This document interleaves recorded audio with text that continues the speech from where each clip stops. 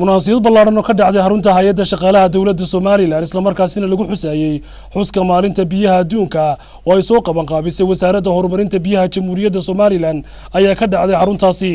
munaasabadani oo ku beegneed maalintii Khamiistii isla markaasina wasaaradda horumarinta biyaha Soomaaliland dib ugu dhigtay maalinta Sabtida ayaa waxa ka soo qayb galay munaasabadani xubno ka mid ah golaha wasiirada xildhibaano qaar ka mid ah hay'adaha kala duwan ee wada shaqeynta leeyihiin wasaaradda biyaha shaqaale weynaha wasaaradda biyaha iyo martishaaf kala duwan waxa halkaasi ka hadlay agaasimaha guud ee wasaaradda horumarinta biyaha Jamhuuriyadda Soomaaliland Cabdirasaaq Jaamac Nuur waxaanu ka sheekayay xuska maalintan biyaha adduunka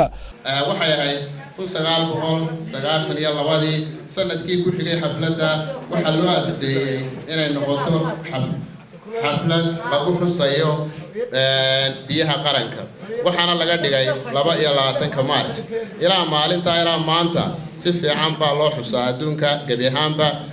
waxayna ku beegantahay maalinta 22 haday maalin hor u dhacdo iyo haday maalin dib u dhacdo taas wax dhibaato ma laha sideenan oo kale awal waxaynu dhigi jiray maalinta 22 laakiin waxaan ka yar cudur daaranaynaa maalintii 22 waxay ku beegantay fadhigii golaha wasiirada oo ay arrin aad muhiim ah lagu falanqeynayay oo ah miisaaniyadda qaranka sida awgeed baan isla garanay wasiirkuna nagu hogaamiyay inay noqoto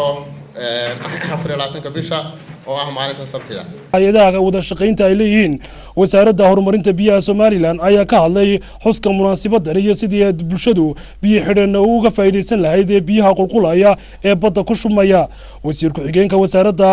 qorsheynta qaranka Jamhuuriyadda Soomaaliland halkaasi ka hadlay ayaa bulshada Jamhuuriyadda Soomaaliland ku dhiirigeliyay inay markasta ka faa'iideystaan biyaha dhinacooda waxa halkaasi ka hadlay wasiirada kale ah wasiirka wasaaradda gaashaandhigga Ciise Axmed Yuusuf deegaanka Shukri Xaaji Ismaaciil Baandare shaqada iyo arrimaha bulshada Hinda Jaamac Xirsigaani waxaanay dhamaantood oo sheegeen sida loogu baahan yahay xuska munaasabaddan biyaha isla markaasina dunida laga xuso Soomaaliland ka mid tahay wadamadaasi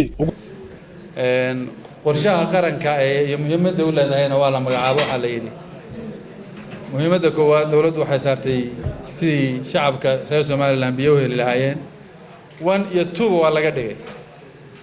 saddexaad maxaa galayeen la tahay saddexaad waxay idin galayaa ahmiyadda ciidanka qaranka u leeyahay Jamhuuriyadda Soomaaliland haddaynu biyaha qabano daaqibay noo soo noqonay waliba biyaha ilaanka u dhacaya ee gudaha u dhacaya haddaynu qabsano xoolaheennii badda waayayaan maanta markuu roobku doo iska dareeray dhulkuna dirri uu noqday dirri meesha tagtaa ma baleena dirri uu noqday runtii waxaa ka go'an qaranka maanta uu hogaaminayo madaxweyne Muuse Biixi Cabdi sidii kasta ee lagu suuro gelin karo iyadoo aad awoodeena ogtihiin inagoo la kaashanayna cid kasta oo aanu si saaxiibtinimo ah wax ula kaashan karno in la meel mariyo sidii loo qaban lahaa biyaha oo biyahaasi aanay u bixin haddaba isweydiintu waxay tahay qof kaliya muxuu tari karaa qof kaliya waxba ma qaban karo ugu dambeyntii waxa soo xidhay munaasabadaasi wasiirka wasaaradda horumarinta biyaha Jamhuuriyadda Soomaaliland Salebaan Yuusuf Cali Koore waxaanu intuuna halkaasi ka hadal soo kormeeray qalab casri ah oo biyaha lagu sifeeyo oo goobtaasi la keenay sidoo kalena waxa uu ka hadlay in wasaaraddiisu ay wado sidii dalku biyo ku filan u heli lahaa biyuhu hadii aanay jirin beerna la heli maayo xoolana la heli maayo nolol la heli maayo waa bayska Ilaahay ugu tala galay in adduunkani ku noolaado wax kasta oo la dhaqaajinaya biyo u baahan gaarigaasi hadii biyuhu ka maqan yihiin dhaqaaqi maayo aan noolay